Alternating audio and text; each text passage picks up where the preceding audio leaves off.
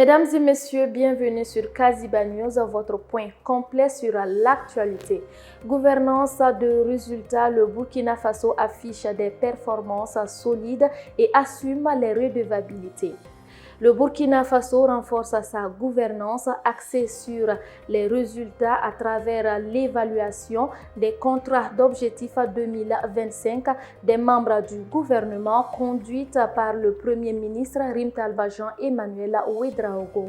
Les résultats sont probants avec 92,32% de taux d'exécution au ministère de la Défense et 95,30% au ministère de la Sécurité, traduisant les efforts engagés pour la défense du territoire, le renforcement des forces de sécurité et la lutte contre le banditisme. Cette dynamique de redevabilité confirme la volonté des autorités de promouvoir une action publique efficace, responsable et tournée vers la souveraineté et le bien-être des populations.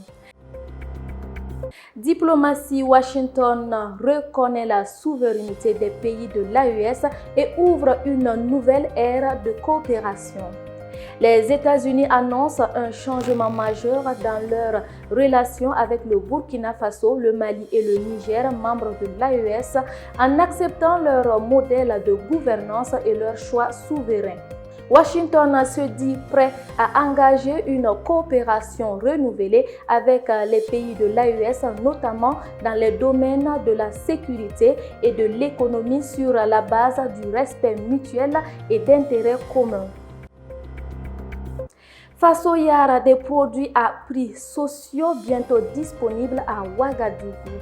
La société d'État Fasoyar, créée par le capitaine Ibrahim Traoré, ouvrira ses premières boutiques à Ouagadougou le 7 février 2026 pour faciliter l'accès des populations à des produits de première nécessité à prix abordable.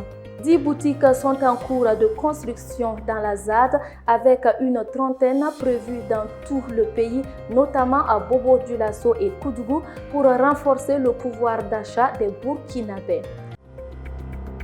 L'AES assène un coup dur au groupe terroriste. Les forces aériennes de l'Alliance des États du Sahel ont mené des frappes aériennes ciblées dans la zone d'Akabar au sud du Ménaka, à la frontière Mali-Niger, neutralisant des éléments terroristes et détruisant leurs moyens logistiques. Cette opération de précision confirme la détermination de l'AES à sécuriser l'espace sahélien et à lutter efficacement contre la menace terroriste transfrontalière. À l'international, mesdames et messieurs, Téhéran hausse le ton. L'Iran a convoqué tous les ambassadeurs de l'Union européenne pour protester contre la décision de Bruxelles de classer le corps des gardiens de la révolution islamique comme organisation terroriste.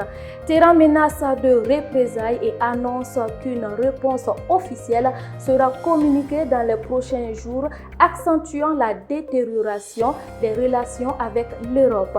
Ainsi s'achève ce bulletin d'information. Merci de votre constante fidélité. Restez à l'écoute de Kaziba News pour suivre l'actualité en continu.